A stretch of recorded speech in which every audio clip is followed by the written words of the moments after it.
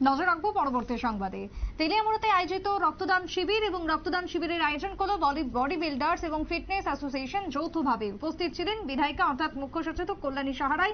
সারা জাগানো রক্তদান শিবির এমনটাই বক্তব্য উঠে আসছে তেলিয়ামুড়া থেকে। তবে আজকে একদিকে যখন ফিটনেস বা ফিজিওথেরাপির উপর জোর দেওয়া হচ্ছে, আজকে দিবস পালন করা হচ্ছে সব জায়গাতে, তারই অঙ্গ হিসেবে তেলিয়ামুড়াতেও আজকে রক্তদান শিবিরের আয়োজন করা হলো।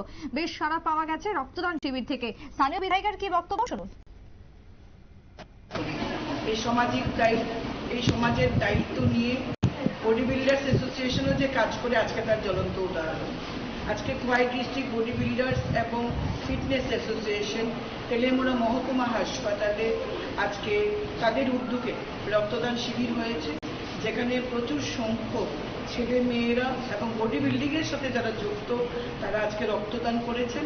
এমনকি রক্তদান চলাকালীন, এই শিবির চলাকালীন একটি রুগী এসছে যার এ পজিটিভ রক্ত দরকার ছিল কিন্তু হাসপাতালে ছিল না। এই বডি বিল্ডিং অ্যাসোসিয়েশন থেকে একজন এ পজিটিভ রক্ত দিয়ে ওই মুমূর্ষু রুগীকে প্রাণ রক্ষা করেছে। তো আমি বডি বিল্ডার্স অ্যাসোসিয়েশন, ফিটনেস অ্যাসোসিয়েশনকে স্বাগত জানাই এবং কৃতজ্ঞতা জানাই। তারা তেলিয়ামুড়াকে বেছে নিয়েছেন এবং তেলিয়ামুড়া মহকুমা হাসপাতালে রক্তদান করছেন।